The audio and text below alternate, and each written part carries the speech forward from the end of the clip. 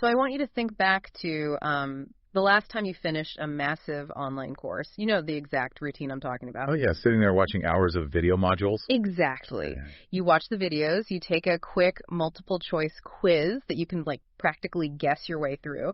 And at the end, your grand reward is this static PDF certificate. Right. You download it, maybe you post it on your profile, and then you get the sinking realization that it does absolutely nothing to prove to a future employer that you can actually do the work. I mean, the only thing that piece of paper proves is that you managed to sit in a digital chair and keep a browser tab open for 6 hours. It's basically the illusion of competence. We've built an entire digital economy around this idea of proof of attendance. But the market is desperately demanding actual proof of capability. And that fundamental disconnect, that's the entire engine driving our deep dive today. We are exploring the rapidly shifting landscape of the digital skill economy. Specifically, we're focusing on how the internet verifies talent. There's a huge shift. It really is. So our sources for this include an internal startup pitch deck dated June 10th, 2026, presented by Eunice Sharon IO, alongside some website data and a foundational white paper for a new platform called Zero Club. Yeah, and the goal here is to really look past the typical marketing speak, right? Mm-hmm. We want to unpack their core mission, which is figuring out how the global learning economy is moving away from that useless proof of attendance and toward verifiable proof of work. Right. And to understand the philosophy behind a platform like Zero Club, I feel like we first have to look at the central paradox of modern education. Which is that the internet successfully democratized knowledge. I mean, you can learn quantum physics or, advanced JavaScript for free right now, but the mechanisms we use to verify the talent resulting from that knowledge are completely broken. Let's look at how we actually arrived at this broken state, because the white paper maps this out in a really compelling way through what they call the 3 eras of education. Yeah, the historical context is really crucial here. So, Era 1 was all about traditional physical classroom education. And in that era, knowledge was incredibly scarce. It was literally locked behind ivy-covered gates. Exactly. And those specific institutions held a total monopoly on issuing certificates. Access was the primary bottleneck. If you couldn't get in or if you couldn't pay, you just couldn't learn. But then the internet kicks the gates open. It completely shatters them. And that's Era 2. Suddenly, knowledge is ubiquitous and free. Websites, early forums, video platforms, access was no longer the problem. But the experience of learning was highly disconnected, right? Very. It was a lonely, isolated endeavor. You were just a person staring at a screen, really just hoping you understood the material. Which naturally leads us into Era 3, the creator economy. Right. People realized they needed connection. So experts started teaching directly through community platforms, live boot camps, and cohort-based courses. We finally brought the human element back into digital learning. But here is where the friction really starts. While Era 3 solved the loneliness problem, the white paper argues it created this massive new issue, extreme fragmentation. Fragmentation is the defining pain point of modern digital learning. If you trace the workflow of a typical learner today, it is just chaotic. Yeah, you might consume a tutorial on Udemy or Coursera. And then to talk to your classmates, you have to open Discord or Telegram. Then, when it's time to actually build and host your project, you're jumping over to GitHub or Behance. To network, you switch to LinkedIn. To buy digital resources, you're setting up accounts on Seller or Gumroad. Right. It's endless. It's like trying to cook a complex multi-course meal, but your fridge, your stove, and your dining table are all located in completely different zip codes. You are spending significantly more time driving between your appliances than you are actually cooking the food. That is the perfect visualization of the cognitive overhead involved. And that friction ripples out and damages every single participant in the ecosystem. I mean, let's look at the tutors first. Yeah, they get hit hard. They do. Instead of spending their time refining their curriculum or mentoring students, they're forced to act like full-time IT support. They spend hours just trying to stitch these disconnected tools together and troubleshooting login issues for their students. And for the learners, that cognitive overload just kills momentum. The sources use this phrase that learners get lost navigating 20 different browser tabs instead of just shipping their work. Right, shipping. Actually, let's pause on that term for a second, because shipping is a bit of software developer slang. For anyone not in that world, shipping just means taking a project you've built, finishing it, and putting it out into the real world for people to see or use. It's the ultimate proof that you did the thing. And that failure to ship brings us to the third victim of this fragmentation, which is the institutions and the employers. Because learners are so bogged down by the scattered tools, employers have zero visibility into a candidate's actual competence. They just see the disconnected fragments and those static PDF certificates. Exactly. An employer has no way to verify the struggle, the iterations, or the actual human effort that went into the learning process. But I want to challenge the premise that a new startup needs to solve this. I mean, we have massive multi-billion-dollar legacy platforms out there. LinkedIn basically owns professional networking. Coursera and Udemy dominate course delivery. Why don't these major legacy platforms just build a few extra features and close this loop themselves? Well, it comes down to organizational DNA. You can't just bolt a community forum onto a static video player and call it an ecosystem. That makes sense. Yeah. Platforms like Udemy were architected specifically for one-way content delivery. LinkedIn was built to be a digital resume database, not a sandbox for hosting the messy, iterative process of a coding bootcamp. Right. To truly close this loop, a platform needs a foundation where the acts of learning, building, and networking are all the exact same motion. And this is where Zero Club's proposed solution comes into focus. Because the current ecosystem is scattered, their argument is that we don't need another course website. We need an entirely new operating system for digital skills. They refer to it as a unified ecosystem, and the guiding motto in their documentation is, everyone starts at zero. I like that. Yeah, the underlying philosophy is that before the network effects, before the job opportunities, every learner is at a baseline. What changes their trajectory isn't just raw intelligence, it's access, guidance, and the environment. So they've designed this continuous closed-loop ecosystem mapped to 5 steps, right? Learn, ship, verify, network, and earn. Exactly. Let's break down the actual mechanics of the app because the interface details from the source data are really telling here. The nucleus of the platform is something called ZioHub. It functions as a permanent proof-of-work portfolio, but unlike a regular static website, it's wired directly into private clubs for cohort learning and a tutor studio where creators run live boot camps. And the materials provide specific examples of this happening in real time. They highlight a UI engineering cohort with 48 active learners. They also showcase something called a vibe coding bootcamp taught by a specific creator. Vibe coding, I saw that and immediately thought about how fast the industry is shifting right now. It's wild. For context, vibe coding is this emerging trend where developers aren't writing every line of syntax manually anymore. Instead, they're learning how to communicate effectively with artificial intelligence, prompting it to generate the code, and then orchestrating those AI outputs to build software. It requires a completely different skill set than traditional programming. It really does. And the fact that Zero Club is hosting boot camps on cutting-edge skills like vibe coding shows they are targeting the absolute immediate frontier of the digital economy. Totally. But the feature that truly changes the dynamic for the creators themselves is the built-in creator wallet. You aren't just learning and posting projects. You are transacting within the exact same space. Yes, the website data gives us a really concrete look at this. They show a mock-up of a user's wallet with a balance of 248,500 Naira, and it notes that 45,000 of that was earned just in the current week. Right. To put that into perspective, depending on exchange rates, we are looking at roughly 150 to 200 US dollars. But in local purchasing power in Nigeria, that is a highly significant amount of money. It absolutely is. It proves that a creator can generate a sustainable living wage entirely in-app, just seamlessly managing earnings from paid boot camps, digital products, and private community access. It completely removes the massive friction of monetization. A creator doesn't have to send their audience away to the third-party payment gateway and just hope they actually complete the transaction. Yeah, you lose so many people that way. Exactly. And they pair that financial reward system with a psychological one through deep gamification. As learners complete modules, ship their work, or invite other builders to the platform, they earn XP, or experience points. And this XP visually compounds on their profile. So it makes your progress visible and undeniable. But I have to play devil's advocate here for a second. Yeah. We just established how big and powerful LinkedIn is. It's consolidating every single aspect of a creator's professional life. Their learning, their community, their portfolio, and their income into one single walled garden actually beneficial? That's a fair question. Or is Zero Club just trying to build a new monopoly to replace the fragmented ones? Well, that is the perpetual risk in tech, right? A walled garden can quickly turn into platform lock-in, where you just can't leave because all your data is trapped there. Right. However, Zero Club's counter-argument in the white paper is that the current state of fragmentation is already actively failing the user. When your professional data is scattered across 5 different platforms, you don't actually own a cohesive professional identity.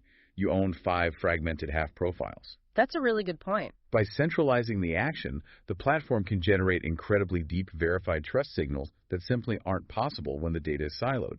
But centralizing the action brings up an immediate secondary problem. If everything is happening in one place and the whole selling point is proof of work, how does the platform maintain trust? The AI question. Exactly. We live in an era where generative tools can write a flawless essay, code a complex app, and design a stunning logo in seconds. If I'm an employer looking at a Zero Hub portfolio, how does this platform guarantee that the human actually did the work and didn't just ask an AI to generate their entire profile? This is arguably the most critical piece of their entire architecture. It relies on their intelligence layer, which they have named Zero AI. And the white paper makes a very firm distinction here. Zero AI is not just some polite conversational chatbot sitting in the corner of the screen. No, not at all. It is an intelligence infrastructure woven into the fabric of the entire ecosystem. Think about the mechanics of faking a portfolio today. You prompt a tool, you copy the result, and you paste it into your website. Zero AI is engineered to intercept that exact behavior. Wow. It doesn't merely analyze the final project file you upload. It generates comprehensive metadata around your entire creation process. It scans for plagiarism. But most importantly, it actively reviews the shipped projects and conducts dynamic interviews with the creators to assess their foundational understanding.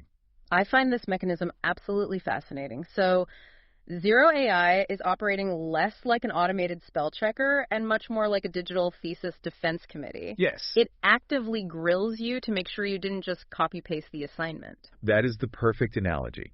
Let's imagine a scenario where a user submits a complex piece of software code. Zero AI will review it and might prompt the user, asking why they chose to use a specific reactive framework instead of another, or how they would modify a particular function if they suddenly needed to handle 10,000 simultaneous users. Oh, wow. So it's really digging in. Deeply. If the creator cannot explain the underlying logic of their own submission, the system immediately recognizes that the human didn't actually build the skill. It is terrifying, honestly, but it solves the exact problem employers have right now. It really does. And the ecosystem takes all that verification data and feeds it into 2 higher-level systems. One is Zero Games, which essentially takes professional knowledge and turns it into competitive multiplayer experiences, so you reinforce what you've learned by competing with other builders. Right. The other system is Zero Reputation. And Zero Reputation is the ultimate output of all this invisible infrastructure. It aggregates every verified project, the transcripts of every AI interview, every community contribution, and all the earned XP, and it synthesizes all of that into a long-term dynamic measure of professional trust. So it is designed to completely replace the static PDF certificate with an evolving history of execution. Exactly. So the product makes logical sense. But building a unified AI-driven verification system is a massive technical undertaking. More importantly, it requires a highly motivated, massive user base to adopt it on day one, or the network effect just fails. Where is this platform launching, and who are they betting will actually use it? For that, we have to dive into Eunice Charnio's pitch deck, because they aren't targeting Silicon Valley. No, they are not. They are intensely focused on Africa's digital boom. The macro demographic numbers they present are just staggering. We are talking about a continent with over 1.5 billion people, and more than 650 million of them are already internet users. And the deck highlights a specific subset of that group. They estimate that between 65 to 100 million Africans are currently actively learning digital, technical, or entrepreneurial skills. Yeah. Just pause on that scale for a second. That is an entire massive country's worth of individuals actively trying to upskill to improve their economic reality. And they narrow their initial focus down even further, establishing Nigeria as their primary beachhead. Right. Nigeria has a population exceeding 200 million, with upwards of 80 million internet users. The pitch deck estimates that 10 to 15% of those users are actively seeking to learn skills and monetize them. The pitch deck organizes all these numbers into classic startup market sizing, using terms like TAM, SAM, and SOM. For anyone who hasn't sat through a venture capital pitch, can you translate what those acronyms actually mean in the context of Zero Club strategy? Certainly. So TAM stands for Total Available Market. That is the absolute biggest piece of the pie, in this case, the 650 million plus internet users across all of Africa. Okay. Then SAM is the Serviceable Available Market. That's the slice of the pie they can realistically reach with their current business model, which they define as the 80 million plus internet users in Nigeria. Got it. Finally, SOM is the Serviceable Obtainable Market. This is the highly realistic early stage bite they plan to take. They define their SOM as the 12 million plus highly motivated digital learners within that Nigerian market. But raw demographics only explain the who.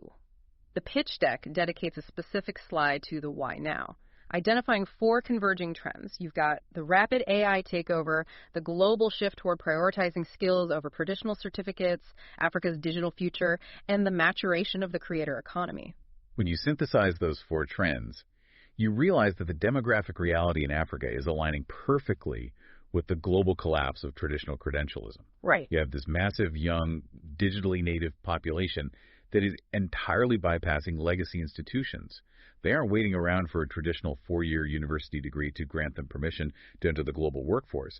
They're using the internet to leapfrog those old systems entirely. But because they're leapfrogging the legacy institutions, they lack the legacy credentials. They desperately need a mechanism to undeniably verify their actual skills to a skeptical global employer base. Precisely. They need a trust engine. Which brings us to the business mechanics of building that engine. We understand the product and the massive market scale, but how does Zero Club actually plan to generate revenue and scale operations to meet this demand? Well, the business model operates on 2 main tracks. The first is subscription revenue. They've structured different tiers, right? Premium, Premium Plus, a tutor plan, and an institutional plan. Yes. This allows them to capture value from a solo learner just starting out all the way up to a large-scale bootcamp operator running cohorts of hundreds of students. The second track is commission-based. They take a percentage of all digital product sales flowing through their ecosystem, specifically via their features called Zero Stores and Zero Games. I like that model because it directly aligns the platform's success with the creator's success. Yeah. You know, the creator isn't earning money, the platform isn't earning money. Exactly. And according to the deck, this isn't just a theoretical idea.